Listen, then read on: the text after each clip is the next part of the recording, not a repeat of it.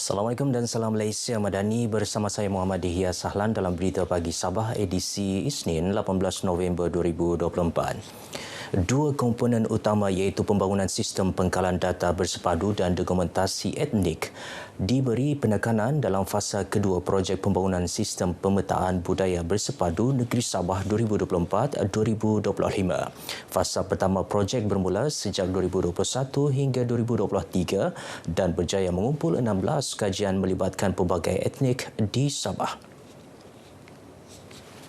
Ketua Menteri Datuk Seri Panglima Haji Jino berkata projek berkenaan antara yang dilaksana Lembaga Kebudayaan Negeri Sabah untuk memastikan data dan dokumentasi membabitkan kepelbagaian etnik terus dipelihara. Antara etnik tersebut termasuklah Dusun Gana, Mangkaap, Sungai Milian, Merut Timugon, Okolot Uturawit, Kadazan Papar, Kalabuan dan Bonggi. Sehingga kini Sabah mempunyai lebih 35 etnik dan 217 sub-etnik. Demikian ucapannya dalam majlis sambutan Hari Etnik Sabah sempena ulang tahun kelahiran rasmi ke-71 yang di-Pertuan Negeri Sabah di Penampang. Majlis perasmian disempurnakan yang di-Pertuan Negeri Sabah Tun Johar Mahiruddin. Dalam majlis ini, 17 Presiden Persatuan Kebudayaan dan Etnik menerima anugerah Tokoh Peneraju Etnik 2024. Anugerah merupakan pengiktirafan kepada pemimpin yang banyak berjasa dalam usaha memperkasa dan memartabatkan budaya, sosial, ekonomi, pendidikan, kesejahteraan dan pembangunan terhadap etniknya serta seluruh etnik di Sabah. RTM Sabah turut menerima penghargaan khas sebagai pengiktirafan atas sumbangan memartabatkan bahasa dan budaya etnik di negeri ini menerusi pelbagai siarannya. Program Rumah Wawasan Membakut antara inisiatif membantu penduduk terjejas kebakaran di kawasan itu mendapatkan kediaman baharu.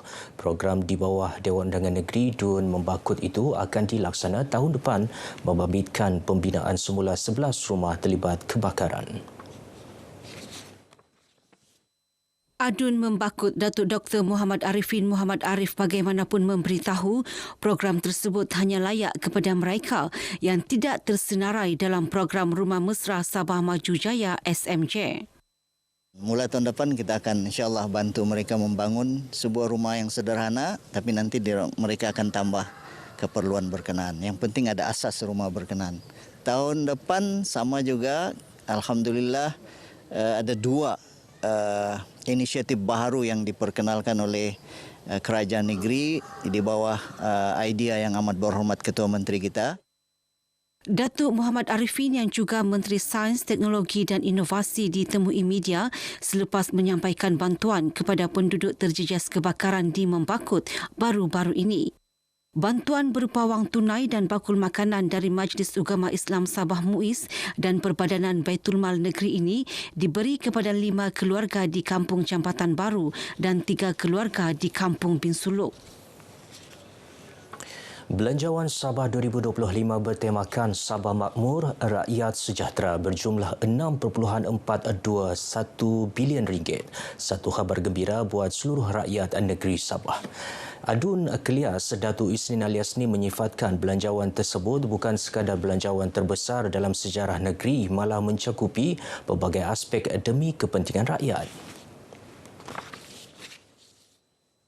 Selain fokus kepada pertumbuhan ekonomi, Belanjawan Sabah 2025 memberi tumpuan terhadap aspek pendidikan yang jelas menggambarkan keprihatinan kerajaan melahirkan modal insan berkualiti dan berdaya saing.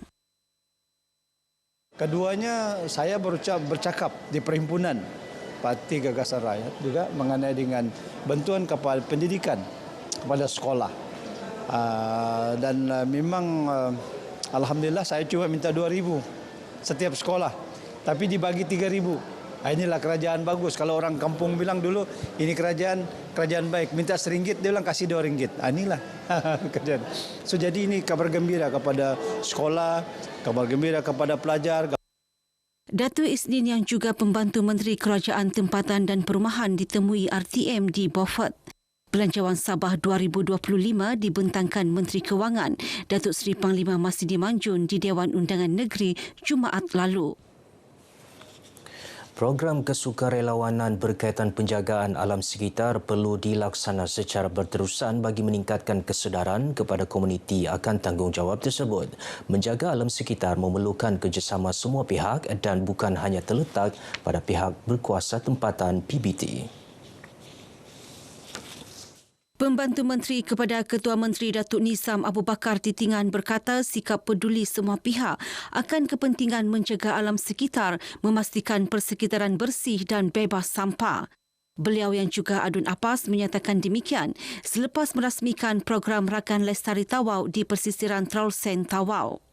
Syabas kepada Kementerian Kerajaan Tempatan dan Perumahan Sabah kerana mengambil inisiatif untuk mewujudkan Rakan Lestari ini sebagai salah satu badan sukarela yang akan bekerjasama dengan PBT supaya tanggungjawab untuk melestarikan alam sekitar ini kita tidak letakkan 100% kepada PBT ataupun majlis-majlis perbandaran. Program Rakan Lestari ini disertai masyarakat setempat, gabungan beberapa organisasi sukarela dan badan bukan kerajaan NGO. Melalui program Rakan Lestari ini kita dapat lihat pada hari ini, kita dapat kumpulkan bukan sahaja belia daripada pelbagai peringkat umur, daripada KRT, daripada agensi-agensi kerajaan lain bergotong royong membersihkan persisiran Traulsen ini. Alhamdulillah penglibatan belia pada hari ini amat menggalakkan. Rakan Lestari ini adalah satu medium untuk golongan belia terlibat dengan program-program lebih kepada alam sekitar. Ini adalah satu medium yang baiklah untuk golongan belia dan persatuan-persatuan belia bekerjasama dengan masyarakat untuk melestarikan alam sekitar yang ada pada masa kini. Peranan remaja, kami dan media sosial macam sudah terbiasa. Jadi kami patutnya sebar mesej berkenaan majlis yang begini di media sosial supaya makin ramai yang sebaya dengan kami ataupun yang generasi sebelumnya ataupun generasi akan datang supaya lebih cakna ataupun sedar berkenaan pentingnya menjaga alam sekitar. Suruhanjaya Pilihan Raya SPR belum berhubung dengan Polis Sabah berkaitan Pilihan Raya Umum Dewan Undangan Negeri PRU Dun Sabah akan datang. Pesuruhjaya Polis Sabah Datuk Jauti Dikun bagaimanapun memberi jaminan aspek sumber manusia adalah mencukupi.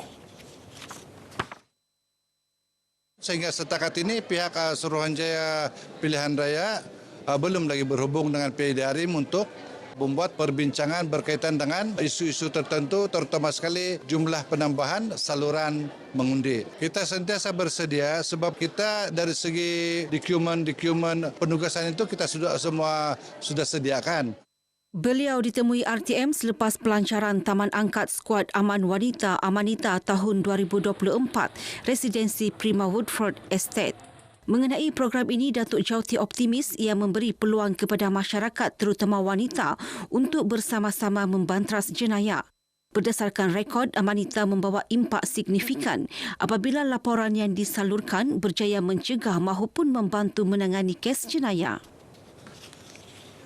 Persatuan Tindakan Wanita Islam Sabah Pertiwisa komited melaksanakan khidmat sosial kebajikan dan agama kepada golongan memerlukan. Pengurusinya Zaleha Muhammad Kasim berkata ini dapat dilihat melalui pembukaan cawangan baharu persatuan itu di Tawau dengan jumlah ahli baharu lebih 50 orang baru-baru ini. Pertiwisa kini mempunyai 5 cawangan di Sabah termasuklah di daerah Tuaran, Sandakan, Kota Belud dan Beaufort. We carry on apa yang kami buat sekarang, pendidikan, sosial, agama, every week dan seterusnya, kebajikan. Kalau orang terbakar, kami bagi bantuan. Kalau ada yang ahli-ahli kami yang sakit, kita pergi ziarah dan bagi bantuan itu kita panggil prihatin. Ada tabung prihatin kami. Beliau ditemui media selepas mengadakan kunjungan hormat terhadap isteri yang di-Pertuan Negeri, Tuan Nurlida Tan Sri RM Jasni di Istana Seri Kinabalu.